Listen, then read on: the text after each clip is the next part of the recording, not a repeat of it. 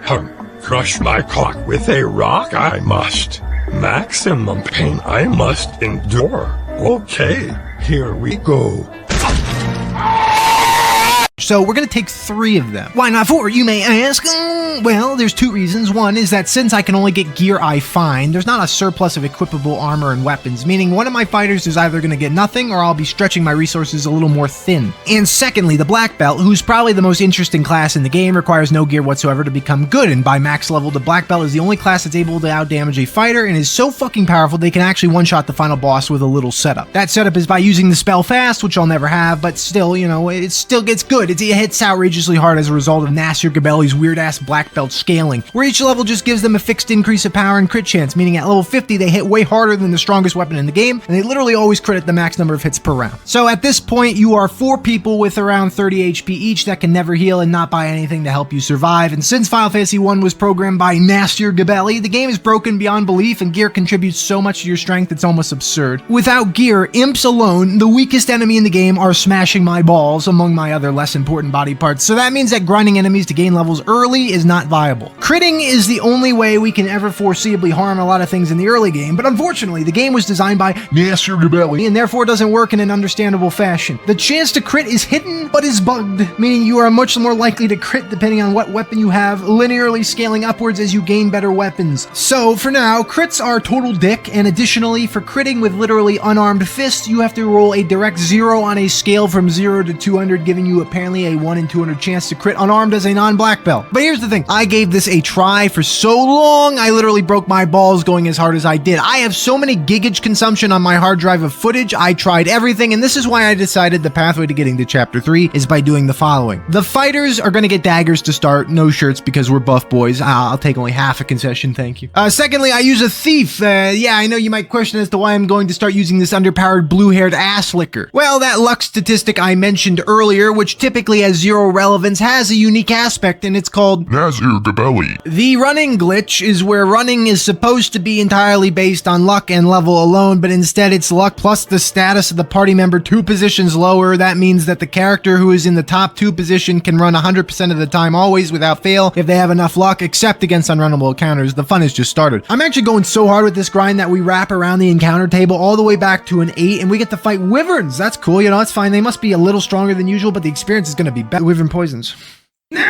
Why for art thou pounding my asshole? Yeah, so that's a buzzkill. That's a little world-ending problem. I mean, it is my fault, but you can forgive me because why does every random thing poison? Although it's not all bad, there is a saving grace. While you're on the sea, you don't take poison damage per step. Since you're on a boat, you know, you aren't using your own diseased ass to walk around, I guess. But as it happens, there is another option. Something these heroes know about all too well. Just getting absolutely bombed. Not in like the traditional way. I'm sure they drink, but you know, I mean like eating grenades. Yeah, so Final Fantasy 2 is completely insane. Thank you, Nasir Gebelli. Good to see you're up to your old tricks again. So you can practically, you know, walk anywhere in the game world and fight things that are way further on than you are. This doesn't practically mean much usually, as everything later on has insane HP values and our 1 fire tome isn't enough to kill them, you know. And the funny thing is, if this was Final Fantasy 1, we couldn't care about enemies on the other side of the world being useful to us anyway because of the way in which saving worked, but here in 2, we were able to save anywhere, at any time. And looking at this every which way, there are only 3 spells that can actually work on him, as they have no type whatsoever, and those being Drain, Flare, and Holy. Yeah, that sounds like a dead end, right? Because Drain isn't a thing until way later. Flare and Holy are always endgame spells in Final Fantasy, so what are the chances that you can just go grab Holy Tomes right now? Yeah, this city, right here, yeah, you can actually just go grab Holy Tomes right now. This is encouraging, as I'm glad there is an attack that can actually be used on this thing. Flare is only viable in the final area of the game, but Holy is just at the town of Mysidia, which is swarming with absolutely fucking scary monsters, but we can just use the save trick to cross the world without issue. Praise be to Nasir Gebelli. Anyway, now back in the battle with the Red Soul with Swamp and Ann. Happy that I get to both utilize some interesting strategies, and then I'll be past this particular roadblock. Here we are, throw that book, man, and absorb.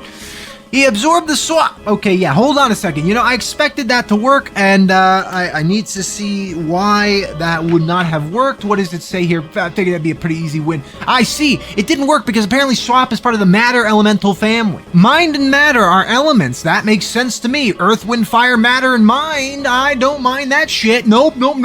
That's some fucking nonsense, Nasir. I wasn't even aware of that. Mind and matter. Interesting typing. It contains a lot of spells, so, you know, they're all useless. the list of our possibilities just shrank heinously. Because I was planning for anything difficult in this game to be me throwing a swap tome at it and then hitting it for like 100 damage and boom, I won the game. There is no threat to me. I just softlocked the game. The Red Soul. Who has ever cared about the Red Soul? Then I discovered something and it's gonna blow your mind. Listen to this. Instead of giving up, I questioned why this website had every enemy group labeled with percentage chances of encountering. I figured that there is no way that this is just arbitrarily slapped together, and then I realized that these percentages were actually identical to the ones in Final Fantasy 1, which descend down in order from most likely to least likely encounter. That's when I thought maybe the game has an encounter table, much like the first, which had every battle broken up into an integer of 1 through 8, with 8 being the rarest. Every fight you participated in incremented this well-known table, and you'd fight things depending on your zone and where in the table you were. So maybe it's the same concept here, I just need to map out a table. To that end, I went outside to Mysidia and ran around to see if the encounters were consistent. They were. Every time I'd power on the game, I'd get into a fight with the same order of enemies, meaning it's only pseudo-random. Then I discovered it's the same fucking table from the first game. I love Nasir Gebelli. This guy just literally copy and pasted his own code and got away with it. It's no different, and I have never seen anyone anywhere say that's how the encounter system worked. The fact that now I can just reference the area encounter chart on this website and use the table I was using for the first game to never again see a red soul or anything that sucks is amazing. It has revolutionized the experience. Let's formalize and discuss little nuances, and it'll help you understand what we're up against. Final Fantasy III is fairly linear, and certain points of the game demand the use of jobs. In fact, there's no way to even progress past the very beginning without using the spell Mini, which requires a white mage, which means the challenge is straight up impossible. Right? With a question mark? Well, not right. There's actually a trick up my sleeve, and it's called Nasir Gebelli. In the swan song of Nasir being the programmer for the Final Fantasy series, we will be exploiting one singular bug in order to finagle a run where we aren't fudging the rules. I'm not gonna tell you any of this right now. Fuck you. Fuck you. Final Fantasy III is such a great, well-made game that there's no way to obtain or purchase an item that shrinks your party. Here's the thing. You can't beat the game from this point with this challenge setup. I need to become a white mage to do this, you'd think. The good news, and I alluded to this earlier, but Nasir Gebelli made this game, so there's a heinously stupid thing I can do to succeed. Now, for the record, you can exploit this bug to become outrageously strong and overprepped immediately, and I won't be doing that. Let me introduce the blessed method for saying fuck Final Fantasy III's dumbass arbitrary requirements for random things throughout the entire game, the item upgrade bug. This is where if you possess 21 items specifically with a stack of 99 of any non-particular one and would receive 100th quantity of that item, instead, it upgrades the item in a specific slot by 1 increment on a table of 256, or something like that. So I actually can get 99 potions through grinding even more goblins, that's no problem, get my chainsaw out. I've been receiving Maiden's Kiss items which return you to normal from Toad. They don't actually turn you into a Toad, unfortunately, but you know, it's good that at least I have them to turn back. Fun fact though, the whole party must be toaded in order to enter this hole. It can't be Mini and dead. Fuck, the game's a piece of shit. Fuck this game. So what do I do now? Do I take level 1 complete crap characters who are minied and chart them across the ocean after resurrecting them in the fountain back at Argus and then get into tedious combat with Fargelugs until they completely randomly and incredibly luckily fortunately toad my mini men?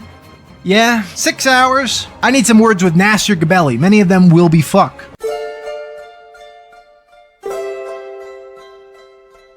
This new airship of mine looks like a football and it really bugs me. Does that bother you? I mean, this game is just so bad, am I right? Football ass fucking airships? Air shit in my pants. To progress, we have to do something incredible. Something never before seen. It's called Be Mini and Walk Through a Wall. OMG, that's so cool. I want to shake Nasir Gebelli's dick right now. I am only a slight total hater. Unfortunately, this is another mini all the way dungeon and it's really bad that I have to be. This is the Cave of the Circle. There's no boss and I just have to reach the bottom and I'm getting murdered. It's at this point, you can't run unless you get a preemptive attack. This game is literally so over now. And I've withheld some information from you for a while, and it relates to how we will complete the game as one Onion Knight. It starts with N and ends with Gebelli. First, for some reason, at level 88, the Onion Knight stops being natty and starts juicing hard as shit, and they rapidly gain stats up to level 99, where they end up having 99 in all stats, being at that level the most statistically powerful class in the game. But you might say, well, they can't equip anything, so it's a great trade-off. Well, the other very unique thing about this class is that the best equipment in the entire game can only be equipped by them, but it's not much of an important detail. The onion equipment, being a sword, shield, helmet, body armor, and gloves, drops rarely from very uncommon enemies in the last dungeon of the game. And I mean, you know, the final dungeon is very hard, so having the opportunity to find and use amazing equipment is nice. And I'm pretty sure if I got that far, it would be doable as long as the copious amounts of hard encounters leading up to that area are completable. Coming up is the least fun thing in the game. The Cave of Darkness is the splitting dungeon. Every enemy in here is numerous, splits upon taking non-lethal physical damage, and is iconic for being Nasir Gebelli taking a huge digital dump on everybody. This is probably the longest dungeon in the game to this point too, and since running is not an option I'm going to be ever given again, there's no way we can brute force it like the last two places. Meaning we have no choice but to see if a very, very high level can manage to succeed. I am level 70, and as mentioned earlier, you have to be level 88 to start seeing rapid stat growth, and by now the efficiency of leveling up is completely destroyed. I have no idea who came up with the curve in this game. I mean, it could be Nasir Gebelli did everything else, but no real player would ever want to grind to even level 70, let alone 99. It's at this point I feel pretty confident the game and the challenge are pretty done. I mean, I've only taken a few thousand damage in these boss fights so far. I have a bunch of elixirs, I'm dealing insane damage per round, and I just don't see what could possibly deal with my 10,000 HP. 3 more and I've saved the twin dragon. It's like dessert. A freebie, does nothing but melee attack, and with my health being this high, how could I...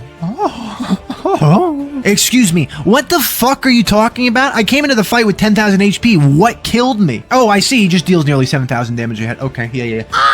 I mean, is this the record holder for the most randomly huge damage dealing enemy in any Final Fantasy game ever made? Nasir basically snuck in a super boss that's mandatory. And yeah, he dies fast if you hit him the way I can, but it's basically like he eats an entire party member immediately. And as my party is akin to my own one's IRL, i.e. just me, I don't have a friend to throw in his way to buy me the time I need. So yeah, if there's a way to make this harder, I want you to try it. I want you to find it. In terms of what is incredibly hard and doable, this has to be on top, because the only difference I could even imagine doing is using a specific class like a white mage, who obviously can't use the onion equipment, but that would make the beginning of the run far easier as their stat growth is better and they can equip things and find spells, and it would change up the whole rhythm. Just to realize the twin dragon is unquestionably unbeatable. Then if you banned equipment, that won't work. I mean, there's just no way. We could possibly ban onion equipment, but then I'm fairly sure the twin dragon couldn't be bested. Maybe with a lot of farmed elixirs from red dragons with a shield in the back row, we could tediously succeed, but truthfully, I've been playing this run for far too long. I don't want to try that. You can't ban running from enemies, you can't ban the item bug we used. Really, this is it. I think it's the pinnacle of Final Fantasy III challenge runs. Maybe, because the DS game is some next level bullshit. It's weirder, it's got randomly more challenging bosses, but with the item duplication bug gone, you can't replicate what this is here. All that being said, after the very human amount of resets, we have conquered yet another Final Fantasy, and I want to spoil you on something. If I push this trilogy of games, the Nasir years, to the breaking point, I am only upping the ante from now on. There is no one on this website or any other website except maybe Pornhub where they're gonna get as fucked as I am in the Super Nintendo era.